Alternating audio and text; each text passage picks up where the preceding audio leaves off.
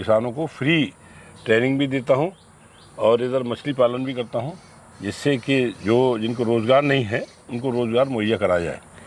2.5 से 3 बीघा ज़मीन है जिसमें हमने बड़ा टैंक मछली का पाला हुआ है। एक छोटा टैंक है जिसमें हम बच्चे को पालते हैं और बड़ा करके ये बड़े टैंक में डाल देते हैं और इस पद्धति से अच्छा खासा जो है मुनाफा लेते हैं।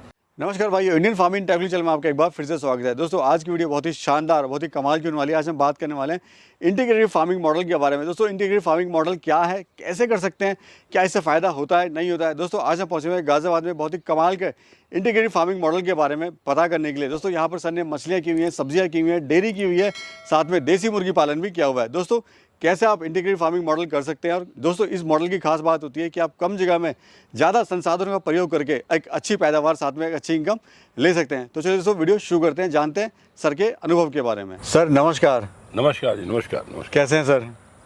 बहुत अच्छे हैं सर। काफ़ी अच्छा लग रहा है, इतना शानदार आपने फार्म यहाँ बनाया हुआ है। मतलब एक रिटायरमेंट के बाद आदमी सोचता है कि सुकून की ज़िंदगी ले, लेकिन आपने यहाँ पे नई ज़िंदगी की शुरुआत करी है, नई पारी की शुरुआत करी है।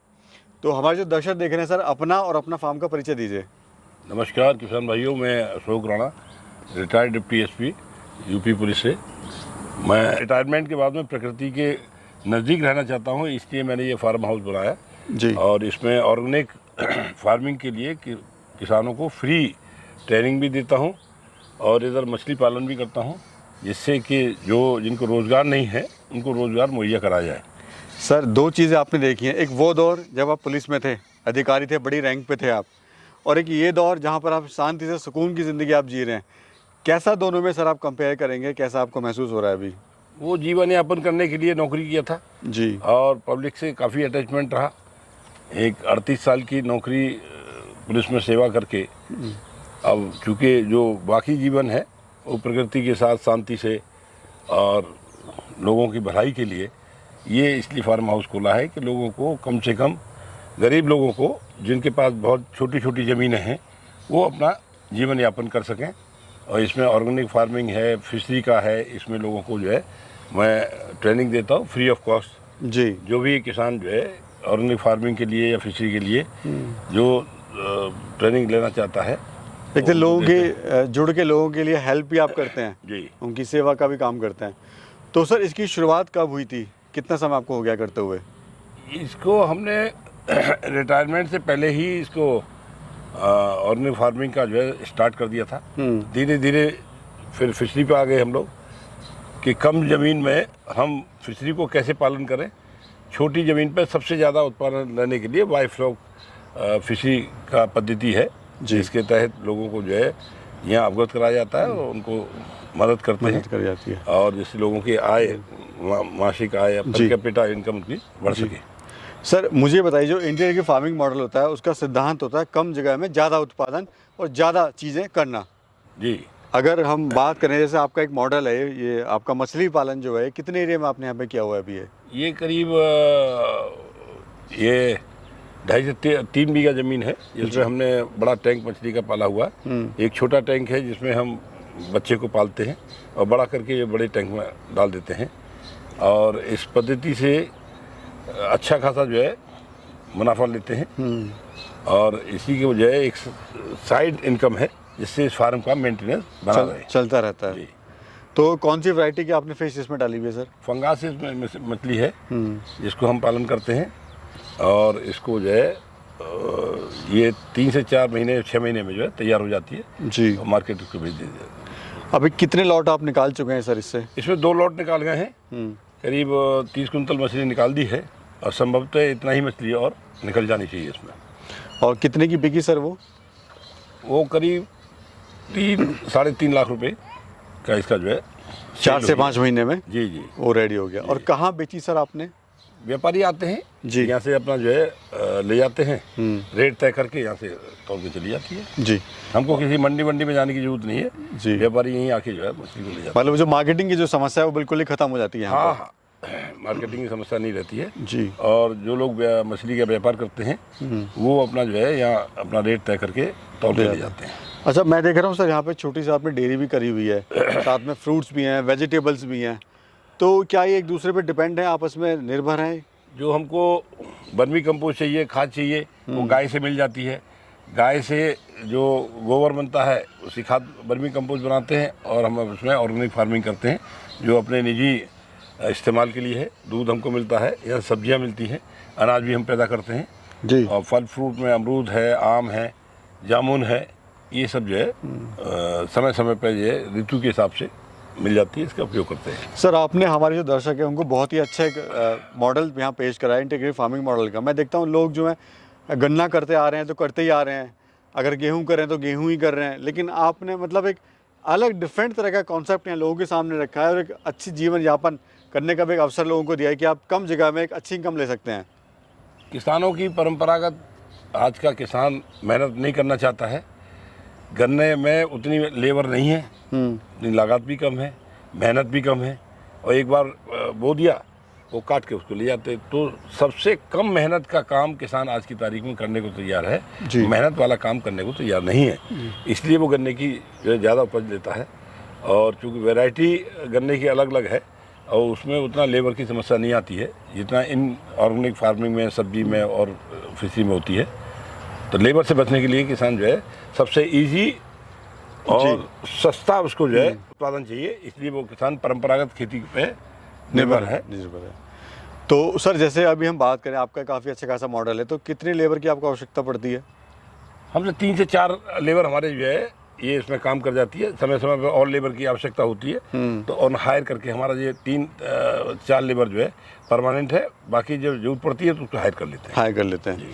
और सर मैं देख रहा हूँ आपने यहाँ पे एक पॉलीथीन शीट लगाई हुई है, तारपिन जिसको बोलते हैं जी। इसका क्या काम है और क्या ये ज़रूरी है लगाना? जैसे कहीं राजस्थान में रेतीली ज़मीन है, वहाँ पर पानी जो है ज़मीन में रिस जाएगा पूरा। वही इसमें पॉलीथीन लगाने का सिर्फ एक ही मकसद है कि जो तालाब बनाया है जी उसकी बरसात में मिट्टी न कटे। वो मिट्टी न कटने की वजह से पॉलीथीन का उसको यूज़ किया गया है, और बरसात में अक्सर तालाबों की मिट्टी कट जाती है, उतना ही फिर उसमें चार्जेज लगाना पड़ता है, लागत लगानी पड़ती है जी। तो पॉलीथीन का पर्पज़ ये है कि ये अपना इसकी मिट्टी न कटे और तालाब अपने फॉर्म पे बना रहे। और सर इसमें खर्चा क्या आपको आया इसको बनाने में?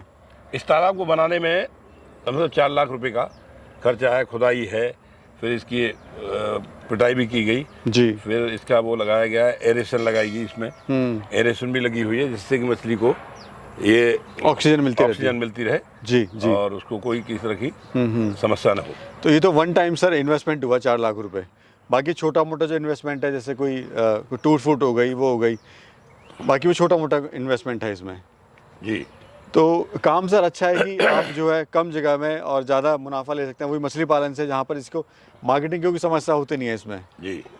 तो सर आप क्या कहना चाहते हैं हमारे जो दर्शक देख रहे हैं, जो युवा हैं, जो कुछ करना चाह रहे हैं लेकिन हिम्मत नहीं कर पाते हैं सर?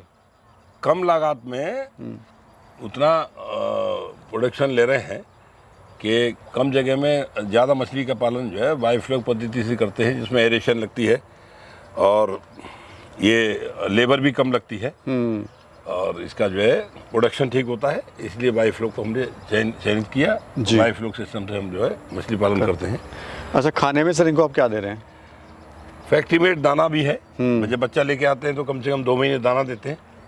इसके बाद जो है इसको जो दाने के अलावा जो भी ब्रेड है और भी आइटम है उनको हम यूज़ करते हैं, जिससे इसका जल्दी प्रोटीन मिले और जो जल्दी बढ़ जाए। मैं देख रहा हूँ सर नेट भी आपने यहाँ पे लगा हुआ है, जो मतलब ये काफ़ी पूरा आपने कवर किया हुआ नेट से। नेट का लगाने का सिर्फ ये है कि जितनी जंगली पक्षी हैं जो मछली खाते हैं उससे बचाव करने के लिए मछली का जो है ये नेट लगाया गया जी।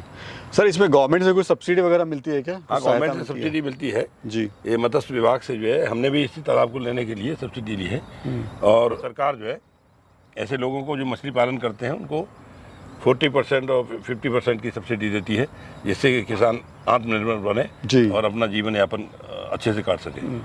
और ट्रेनिंग वगैरह सर अगर कोई लेना चाहता है तो कहाँ से ले सकता है? क्योंकि बड़े कन्फ्यूज होते हैं हमारे साथी की ट्रेनिंग कहाँ से लें? ट्रेनिंग हम यही तालाब पे प्रैक्टिकल ट्रेनिंग देते हैं और क्लासेज लगाते हैं। जो उनकी समस्या है उनको ट्रेन करके उनको बताते हैं कि कैसे मछली पालन किया जाए, जिससे उनका जो है एक आत्मनिर्भर बनने की दिशा में अपना काम कर सकें। तो दोस्तों यहाँ मैं सर का नंबर दे दूंगा, आप सर को कॉल करके ट्रेनिंग वगैरह आप जो भी लेना चाहते हैं वो ले सकते हैं। सर एक और सवाल, इस तरह का, क्योंकि आपका जो बैकग्राउंड था पूरा वो पुलिस महकमे से था, आपको कोई फार्मिंग की कुछ ऐसी डीप नॉलेज नहीं थी, तो आपको शुरुआत में समस्याएं इसमें क्या क्या आई थी? सर समस्याएं शुरू में मार्केटिंग की आई थी, जैसे ऑर्गेनिक फार्मिंग किया, मशरूम हमने किया, और उसकी मार्केटिंग क्योंकि काफ़ी कम लोग जो है ऑर्गेनिक में पहचान क्या है, ऑर्गेनिक की पहचान यही है कि जो जो रियल उसका टेस्ट है वो उसका यूज़ करने के बाद पता चलता है कि रियल है कि नहीं है। क्योंकि मंडी में जो भी आ रहा है वो केमिकल का आ रहा है।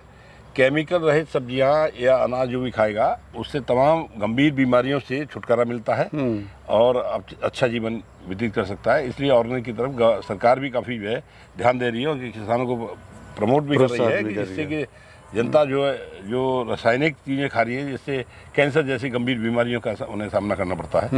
तो ये ऑर्गेनिक खाने से ये स्वास्थ्य भी ठीक रहता है, पाचन ठीक रहता है, और जो असली जो टेस्ट है वो उसको उनको मिलता है। तो ऑर्गेनिक खाने से डॉक्टरों को इतना पैसा देने के बाद भी वो स्वस्थ नहीं रहते हैं। तो अच्छा एक किसान चुने और वहाँ से अपना जो है ऑर्गेनिक चीज़ें खाएं तो जिनसे उनका स्वास्थ्य ठीक रहे, स्वास्थ्य लाभ भी ले सकते हैं। जी, तो सर बहुत बहुत धन्यवाद आपका। धन्यवाद आपका भी, आप आए, आपका स्वागत है जी। बाकी दोस्तों आप सर के फार्म पे आके यहाँ पे ट्रेनिंग वगैरह ले सकते हैं, सर से कॉल करके पूछ सकते हैं कब आना है। दोस्तों ऐसी वीडियोस हम लाते रहते हैं। साथ में मैं बहुत बहुत आभार व्यक्त करूंगा सर का भी, सर ने हमें टाइम दिया और यहाँ पे एक वीडियो शूट करने का मौका दिया। दोस्तों मिलेंगे फिर एक और खूबसूरत यात्रा में, एक और जर्नी में, तब तक के लिए नमस्कार। नमस्कार किसान भाइयों, किसान भाई।